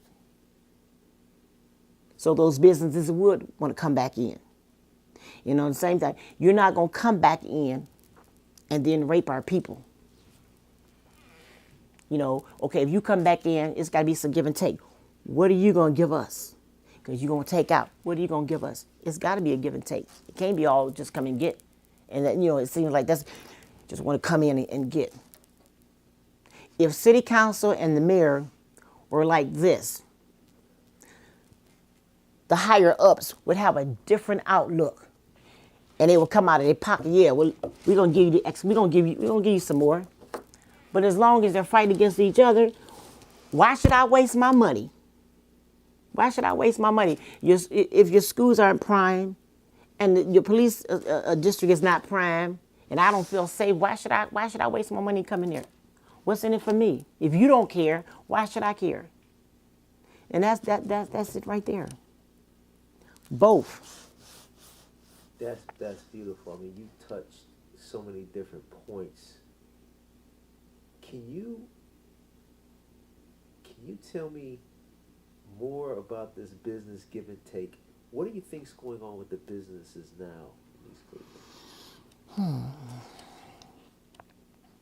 Some of the businesses, they probably want to leave, but they're like you say out between a rock place and a hard bottom. They can't financially leave, so they ain't got no choice. They'll have no choice but to stay and wait it out. Some of them are praying, oh Lord, please let something happen so I get out of here, you know. And some of them are, I'm gonna stay and I'm gonna fight this to the end. Do you think it's a give and take right now? Do you think that businesses are putting into the city? I don't believe so. If they were really putting into the city, you would see a difference. I believe it's more taken than giving. Why do you think that is? Look at our city. Look at our streets. The street lights at nighttime. You can go on every street. You may have one or two street lights out. Street lights on. So who wants to come in? Who wants to, when it gets dark? Who wants to be out? Nobody is feeling safe. Businesses, especially. I'm going to close my shop up early because if I close too late, I'm liable to get robbed coming out the door. They come in here. I better when it's light and lock everything up because they feel they don't feel safe. They had street block watches back then. They were really, really, really there doing their jobs, but everybody's scared. Everybody's scared. Nobody wants to do anything. People have given up. People have given up because they're looking at our leaders like y'all can't get it together, so I'm giving up. Sometimes I go to those meetings and I sit back and I listen to a lot of the seniors come up and talk. And they're frustrated. Well, I don't want to sit there because I don't want them coming and destroy my home. I don't want them set my house on fire. I was told someone got her house set on fire because she reported some guys. It's terrible. It's terrible. We need our police here. We do need our police here. But at the same time, we need our police not to just, they see a young man, why are you walking down the street? What are you up to? You can't just profile somebody. It has to be a respect back and forth. And the PAL, the police athletic club like they have in Cleveland. They used to have one in Cleveland on 131st. We need something like that here. I know the police, they do certain things, but get more involved. Like be a mentor. How some corporations will adopt a school? Adopt a school or adopt a center and bring people in to incorporate different things for our young men so that they can have things. Like when we were in school, they had machine shop, wood shop, and all that stuff, driver's ed. They had things like that for our young people. But when there's nothing for our young people to do, and they see, okay, selling drugs and that's easy money, they're going to choose that. But it's all a distortion, to make them think that that's it. That you've arrived once you get that stuff because you got money. It's that trap. Yeah. And so when that's done, we don't have to worry about those over there because they're gone, So we can come in and do what we want to do because your attention and your focus is off of what it's supposed to be because you're locked up in that. And then next thing there's the prison, that also the big business in prisons. As long as I keep you locked up and incarcerated, then you going back to slavery because I don't know what you with 35 cents an hour or whatever. I don't know, but who wants to be in jail? And then it's a revolving door for some of them. Everything is to the mind. What's instilled in that mind? You got to change. If you change the mindset, you can change everything. Awesome.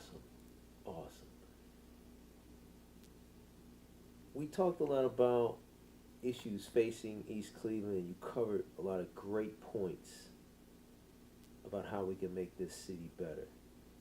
Thinking back over the years, if you were to think of other cities, of other institutions that are surrounding East Cleveland, University, Case, Cleveland Heights, Euclid,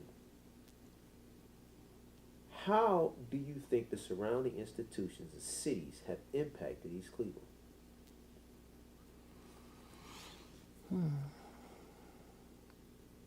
Well, I say it again. Surrounding ones, that's your problem. It's not my problem. I'm not going to get involved. Why should I get involved? You don't care. So why should I care? It's just a waste of my time.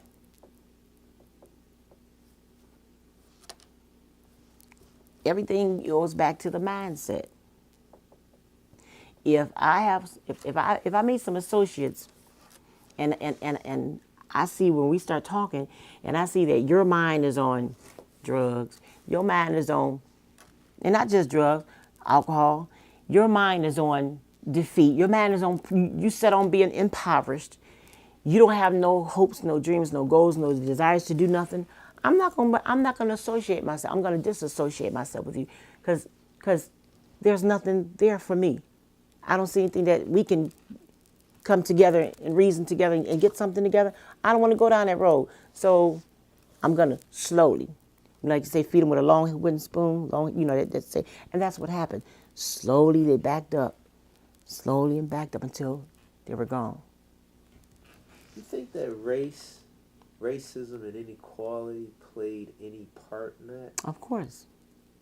Because like I said, once the city became all black, when it came all black, that's when it started easing out. Easing out. And as it started easing out, then you look at one day, everybody's gone. But now they're slowly easing in. Because I see it. They're slowly easing in. Because, see, they have a master plan. And that's why they're slowly easing back in. Tell me about that master plan as you see it. As I see it, we're going to let you go down till you can't go no more and then give up. And I'm going to come in riding on my horse and say, I'm going to give you $100,000. I'm going to give you $200,000 because, see, some of us, we get that, oh, we rich. Some, you might have to get some $5 million. But I'm going to give you this money. Go. And they're going to go. Not all of them. The ones who are not asleep, they're going to stay. But the ones who are asleep, they're going to take the money and run. Now we got now, okay, we ready now. We can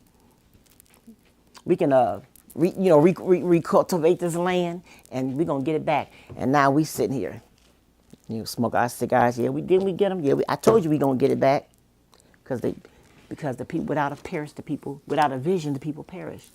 So when all hope is gone and hope is lost, and I can't see my way out, and when your mind is confused, you can't think clearly. When your mind is confused, you can't think clearly. You can't hear yourself. You can't hear God. You can't hear wisdom and understanding trying to talk to you and trying to reason with you and guide you to make those decisions because your mind is all cluttered up. And so you're easily knocked off one by one. Mm-hmm. And when they give you the alcohol, the drugs, adjust your priorities. Mm-hmm. So you ain't thinking about education. No. You ain't thinking about Christ. No. God. Mm-mm. When they lull you to sleep with those traps. Mm-hmm. That's when he say, got you. And the master plan comes to life. And I'm not supposed to be talking. This is your interview. But I'm really seeing what you're saying. Yeah. I'm not super bad long shot. In all my life coming up, I've always sat around older people and listened and learned. Older people taught me, I listened. My mom had a saying, when you're around older people, learn to listen or something with a long handled spoon or something. But I know what it meant. It meant listen, don't talk. And you'll learn. You learn much more. Yeah, my mother used to say, there's 3 types of people. Those who make things happen, those who watch things happen, and those who wondered what happened. And I said, I'm definitely not one of those who wonder. I wonder what happened. No, what happened? That ain't me. Those are the ones that are asleep. So, Jacqueline, in all we discuss about East Cleveland, what would you be prepared to do to participate in making East Cleveland better? young people. That's my pet peeve, as they say. Um, help our young people fall in love with themselves again. To see themselves. I mean, to really see themselves. That no, there is hope for you. You can make it. You can do things.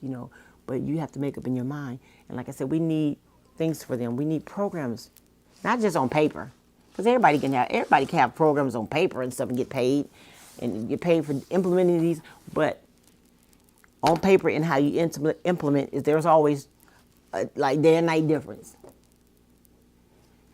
Really, really doing what you say you're going to do, being there for our children, making a difference. And you can't give up on them because they're a part of us. So if you give up on them and they know you're giving up on them, they say, well, you don't care. Why should I care? And I'm going to keep on doing what I'm doing. Nobody's, giving them discipline. Not pointing the finger hard, but there's a way to do everything. You can give a person discipline with love, with kindness. It's how you embrace that person. You can, as they say, when you walk through a crowd, it can be a mob. And when you walk and your spirit is shining, they're going to recognize you and will give you a respect. Because like what they say, even Satan, he can recognize God. And he recognizes when you're a child of God. And you do have power. We have power and authority to trample over a lot of things. But see, if we don't know it, if it's not instilled in us, and we don't wake it up in us, then we fall into those traps over and over.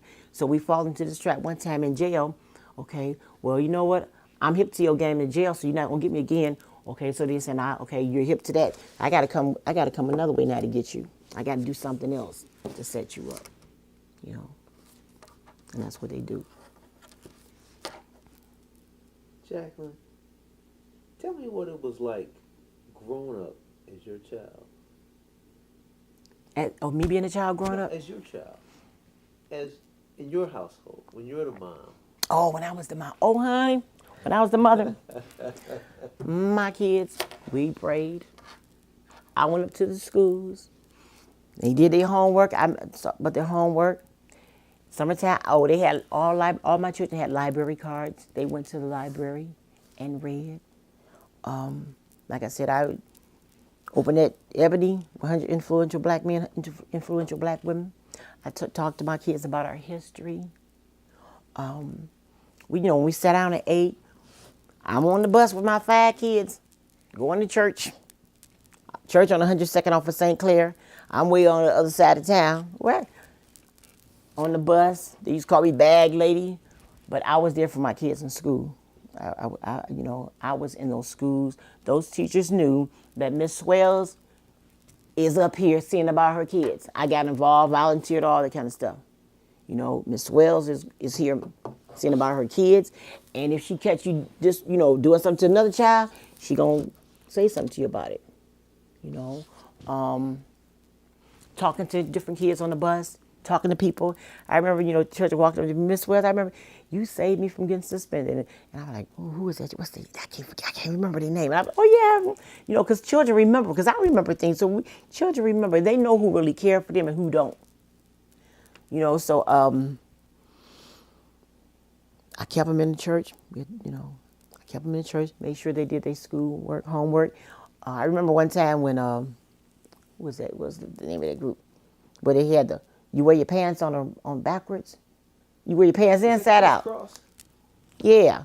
And my son thought he was going to wear his pants on the wrong side. No, I'm looking at you before you walk out there. What you got? Oh, no, you ain't finna wear that. You better go take the back off. Because, see, there was a time period also. I used to barmaid. And I remember saying, God, I know what I'm doing might not be right in man's eyesight, but I'm taking care of my kids. All my money went to my kids. They ain't going no man. They ain't going on drugs. They ain't going on liquor, none of that stuff. They went to pay bills to take care of my babies.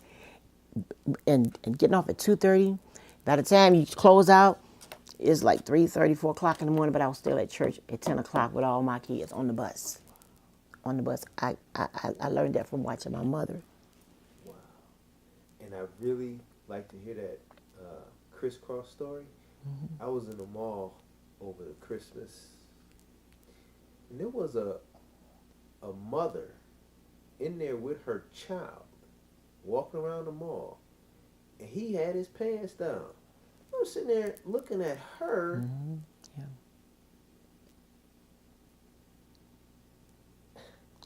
Yeah, well, and then the parents. I'm looking at some of these parents, and you see the child, and they got a word across the buttocks of the pants. But somebody say something to you, want to get attitude. Why are you advertising? And I remember one time I was driving the car and I saw this man walk down the street. I hollered out the window, "Excuse me, sir, your son's pants is hanging down." He said, "Oh, thank you, ma'am." Put them up. But he already knew that. So it's not what you say, it's how you say it sometimes. Young man, come here. Put your pants up. Oh, I'm sorry, ma'am, I'm sorry. You ain't got to holler at the kids and all that. Young lady, come here. You have on pink underwear. Pull your pants up so everybody see that. Oh, thank you. You don't be shouting and all that, because you shot at me, I'm going to shout back at you.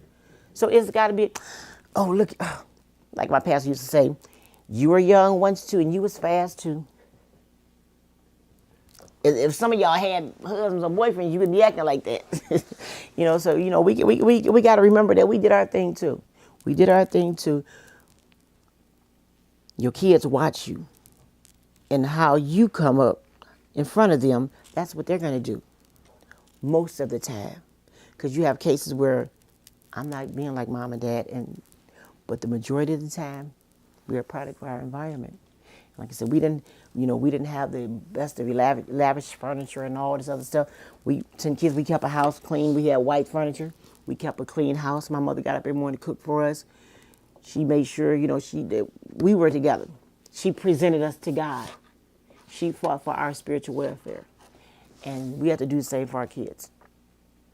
I love the fact that you're an active participant, or were active participant in your kids' lives and growing up, guidance, because they so desperately need that. I would be remiss if I ended this interview without asking you more about Jacqueline Swells. Jacqueline Swells, well, I have a book coming out very soon. It's called My Mother, St. Jane, and My Longest Day of Winter. And I talk about my mother raising 10 of us, how she raised us. And there was a point in my life when my mother, as she became the assistant pastor, I was like her right hand. I took some of my nieces and nephews, brought them to church with me too as well. I was real active in the community. Anytime I gave something, the whole community came. Politicians, Fannie Lewis, Peter Lawson Jones, all these people came, they did so much. They helped, Wow. 1 second. Okay. I want you to tell me, go ahead. I want you to tell me about Jacqueline Swells. Jacqueline Swells is very spiritual. Jacqueline Swells has principles. Jacqueline Swells Goodrum, because that's still, I use Goodrum now, but very intelligent, very spiritual, a God-fearing woman. I have a consistent relationship with God on a daily basis. I'm a praying mother, not just for my kids, my family, but people, period. I'm a no-nonsense person. I don't believe in wasting energy, wasting time. I'm very positive. I'm very optimistic. The best way to describe me is the little engine that could. They asked me in college, if we had to choose a book. I say I'm the little engine that could, because when the big ones and everybody else came, they wasn't too important. They was too shiny. And that little one said, "You know what? I think I can do that. I think I can." So that faith, as it gets stronger, it turns into a knowing. I know I can. I'm the little engine that could when nobody else wanted to do the job. For whatever reasons, I did it. I do it. I get it there.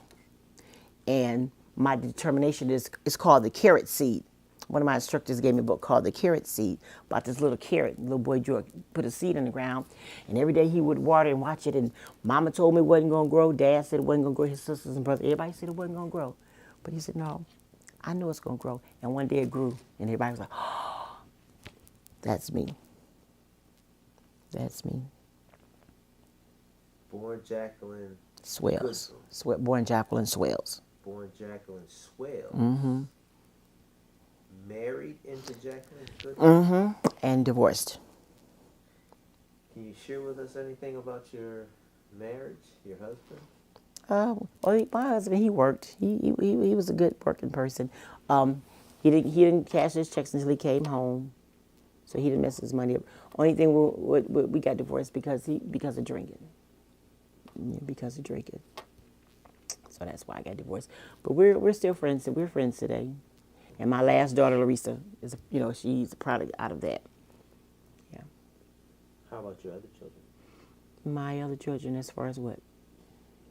They were with you before you met your husband, Mr. Goodrum? Mm-hmm. Yeah. Oh, yeah. Mm-hmm. Yeah. Okay. Yeah. Mm-hmm. Okay. Yeah. Is there anything you'd like to tell us about that point in your life? Oh, let me see. My daughter Septina, that's an airline stewardess. She was in the Army Reserve at first. She went to the Army Reserve, and I remember going to see her graduation and everything. My son Edward, he lives in Arizona. He likes carpentry and roofing and those things, but he works in telecommunications right now. But he likes that. My oldest son Richard, he does welding. And I'm very proud of my son. Even though his father wasn't there for him like he should have been, he made the choice that he wasn't going to do that for his children. My granddaughter will be 15 this year. No, she'll be 16 this year. And my grandson will be 15. And my other grandson will be 8. And they're still together married as a family. They don't get to stay up all night. So they sleep the next day in school. They're going to school. He has them involved in all kind of activities. They're going to learn. In his kitchen, and my son is a math whiz. He would have the pi and all kind of equations on the what is this right here? Easel board. And I remember one day over there, he said, "Quit trying to fit in with everybody else, because you were born to be a star somewhere, something like that. So don't. You were made different, special." He named his daughter Tia Divine. That's her name, Tia Divine. That's her name. Okay. Chaz Isaiah. Okay. Mm-hmm. I still have the tape running, but I wanted to kind of give you my thoughts on why I kept asking you about the children and the fathers. It's a vision of this tape. And you know how now a lot of times people are going back and they're looking up ancestors and stuff. So as someone went to go and wanted to know what grandma was like, or great grandma was like, that's why I was kind of pushing it. And let me say this: we're still rolling.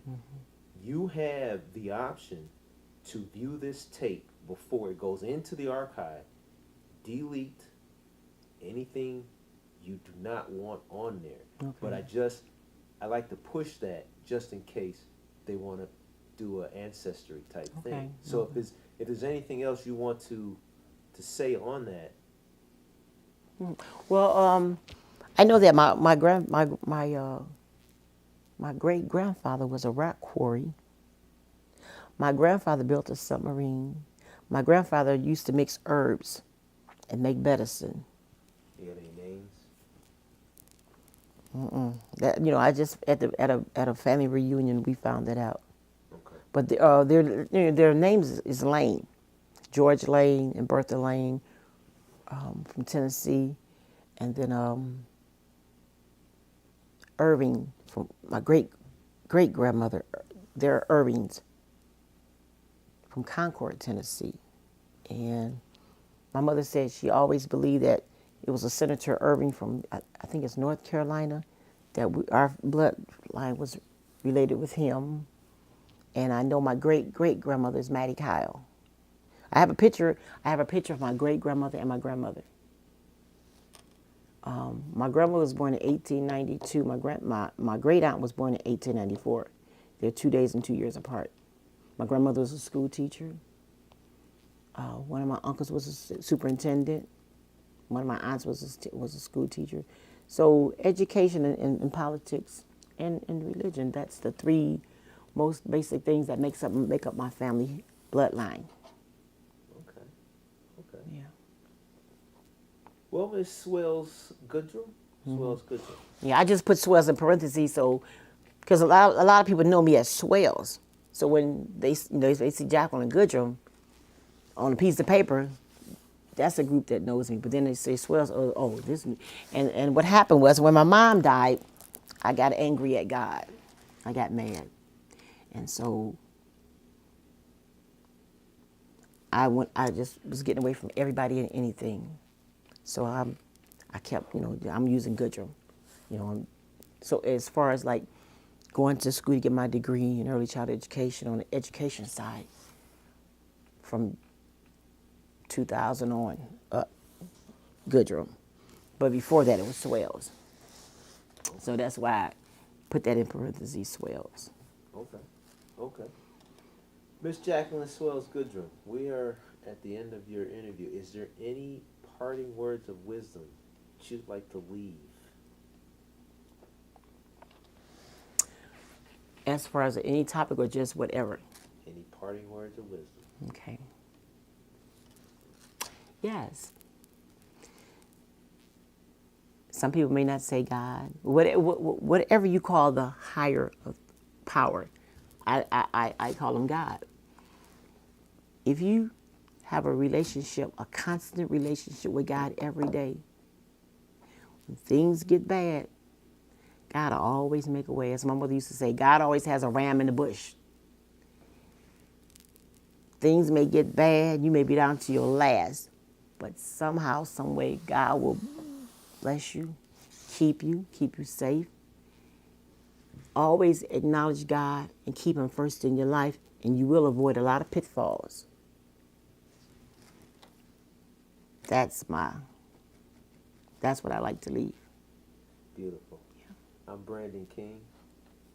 Miss Jacqueline Swells Goodrum, we'd like to thank you for your time today, being part of the Social Justice Institute Voicing in Action project, part of Case Western Reserve. Can I say one more thing? Please. All you leaders out there, not just in name, because leaders are everywhere. We need to come together because we have a race of people and babies that we have to save. Not just black, white, Hispanic, Asian. We have to save the babies. And we have to save this earth because if we keep on messing up, we're going to destroy this earth and won't nobody be here. And then you won't be able to do anything. So get your act together.